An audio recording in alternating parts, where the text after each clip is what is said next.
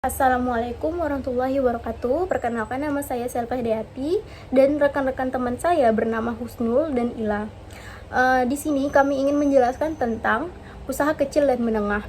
Pengertian di sini yaitu usaha kecil dan menengah adalah entitas bisnis yang memiliki karakteristik tertentu dalam hal ukuran, kapasitas produksi dan jumlah karyawan dan tingkat pendapatan yang terbatas. Di sini UKM itu dijelaskan terbagi menjadi dua, yaitu satu, usaha kecil biasanya merupakan bisnis yang memiliki jumlah karyawan dan pendapatan yang relatif kecil. Kriteria itu didefinisikan sebagai usaha kecil dan dapat berbeda-beda, tetapi biasanya jumlah karyawan tidak melebihi batas tertentu serta pendapatan aset yang terbatas.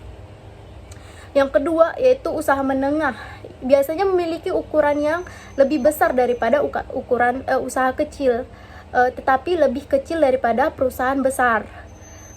Mereka ini memiliki lebih banyak karyawan, pendapatan yang lebih tinggi dan banyak sumber dayanya daripada usaha kecil.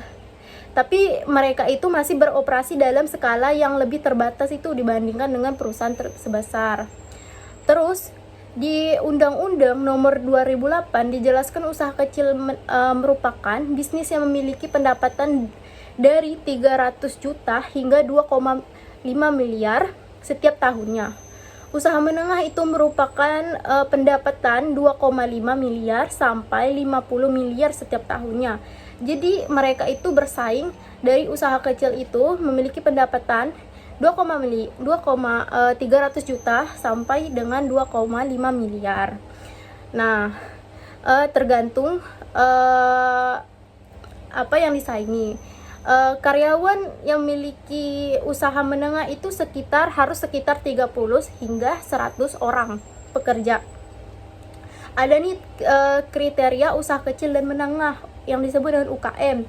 Itu terbentuk dari Undang-Undang Nomor 9 Tahun 1995 yang dijelaskan dalam 5 kategori, yaitu satu, mempunyai harta bersih maksimal sebesar 200 juta yang tidak mencangkup bangunan serta tanah sebagai lokasi pembuatan usaha.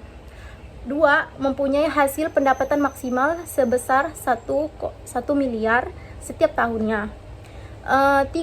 Dimiliki oleh warga Indonesia sendiri. 4. Merupakan milik perseorangan, tidak mencangkup tentang perusahaan yang lain atau kayak cabang-cabang gitu.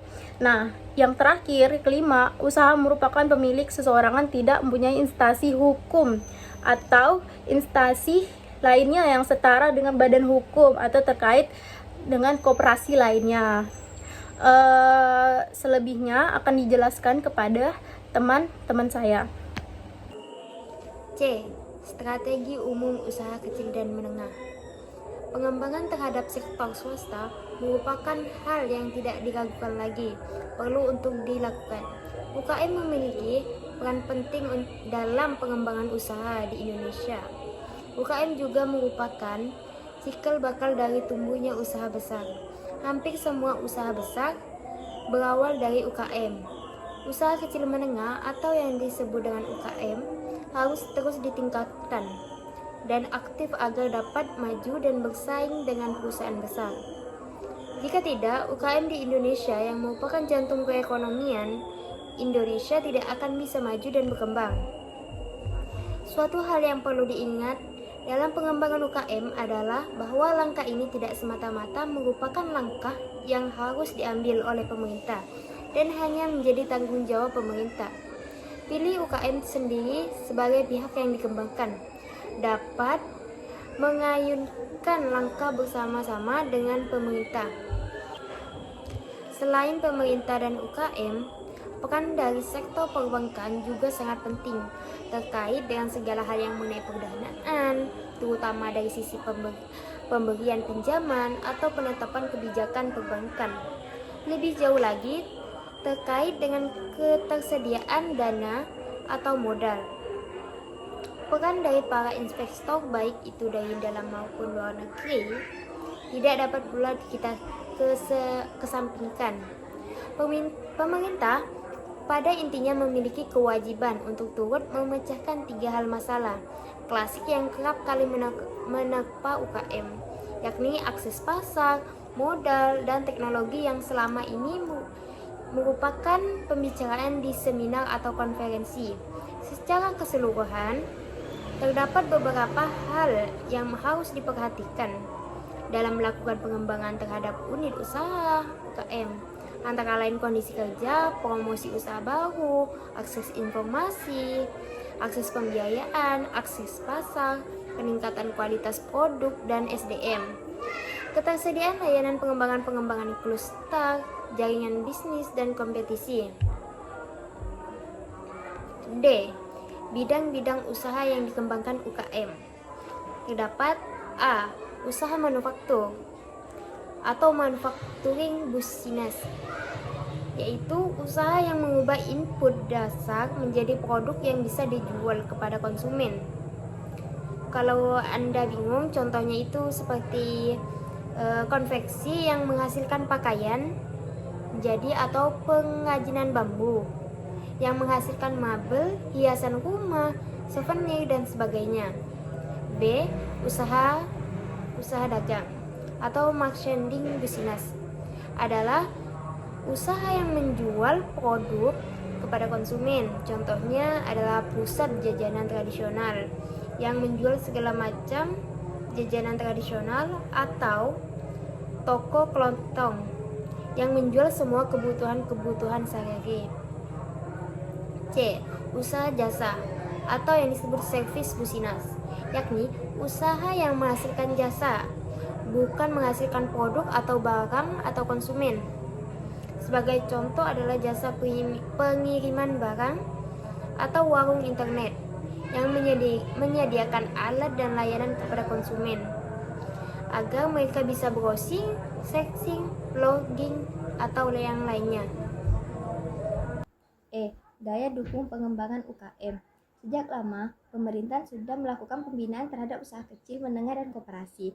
Pembinaan terhadap kelompok usaha ini semenjak kemerdekaan telah mengalami perubahan beberapa. Dahulu, pembinaan terhadap koperasi dipisahkan dengan pembinaan terhadap usaha kecil dan menengah. Yang satu dibina oleh Departemen Koperasi, sedangkan yang lain dibina oleh Departemen Perindustrian dan Departemen Perdagangan.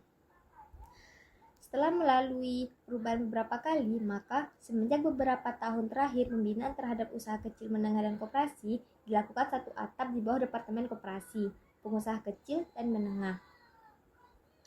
Berdasarkan kepada Propenas atau Program Pembangunan Nasional di tahun 2000 sampai 2004 ditetapkan program pokok pembinaan usaha kecil, menengah, dan koperasi sebagai berikut. Yang pertama, Program Penciptaan Iklim Usaha dan Kondusif.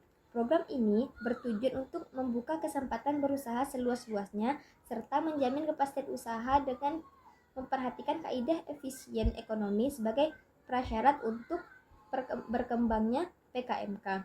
Sedangkan sasaran yang akan dicapai adalah menurunnya biaya transaksi dan meningkatnya skala usaha PKMK dalam kegiatan ekonomi. Yang kedua, Program Peningkatan Akses kepada Sumber Daya Produktif. Tujuannya adalah meningkatkan kemampuan PKMK dalam memanfaatkan kesempatan yang terbuka dan potensi sumber daya, terutama sumber daya lokal yang tersedia. Sedangkan sasarannya adalah tersedianya lembaga pendukung untuk meningkatkan akses PKMK terhadap sumber daya produktif seperti SDM, modal, teknologi, pasar, dan informasi. Yang ketiga, Program Pengembangan Kewirausahaan dan PKMK berkeunggulan kompetitif. Tujuannya untuk mengembangkan perilaku kewirausahaan serta meningkatkan daya saing UKMK. Sedangkan sasarannya adalah meningkatnya pengetahuan serta sikap wirausaha dan meningkatnya produktivitas PKMK. F. Tantangan UKM dalam globalisasi. Saat ini, ketika krisis finansial global terjadi di mana-mana, bahkan di negara yang kita kenal sangat maju perekonomiannya. Krisis finansial global ini juga akan berdampak terhadap perekonomian domestik dan perekonomian nasional pada umumnya.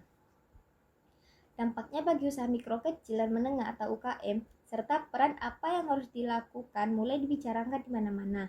Posisi UKM Indonesia Dengan jumlah yang sangat besar inilah yang menyebabkan tentang hal ini menjadi sangat penting.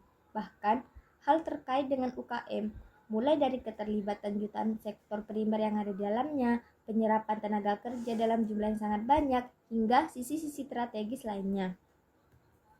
Banyak pihak mulai memetakan fungsi strategis UKM dalam kontribusi pembangunan dan ekonomi bangsa. Dalam berbagai penelitian UKM, sering dituturkan bahwa perannya begitu besar bagi perkembangan ekonomi nasional. Saat krisis ekonomi, UKM bisa diandalkan sebagai katup pengaman yang handal. Namun, harus diakui, sebagian besar UKM masih tersandera dengan permasalahannya sendiri, yaitu adanya keterbatasan tempat usaha, keterbatasan sumber daya manusia profesional yang kompeten dan memadai, serta terbatasnya teknologi dan keterbatasan modal. Selama ini, dalam berbagai kesempatan, saya sering mengungkapkan bahwa masalah utama membangun UKM adalah lemahnya integrasi dan mengoptimalisasi 4 hal yang di atas. Hingga kini belum ada satu sistem yang mampu dibangun untuk melahirkan UKM-UKM Indonesia yang tangguh dan memiliki daya saing handal. Jadi kesimpulannya, usaha kecil dan menengah mempunyai peran yang strategis dalam pembangunan ekonomi nasional. Oleh karena itu, selain berperan dalam pertumbuhan ekonomi dan penyerapan tenaga kerja, juga berperan dalam pendistribusian hasil-hasil pembangunan. Dalam krisis ekonomi yang terjadi di negara kita sejak beberapa tahun yang lalu, di mana banyak usaha berskala besar yang mengalami stagnasi bahkan berhenti aktivitasnya, sektor usaha kecil dan menengah terbukti lebih tangguh dalam menghadapi krisis tersebut. Untuk itu, harus ada langkah ditempuh untuk mengatasi krisis tersebut.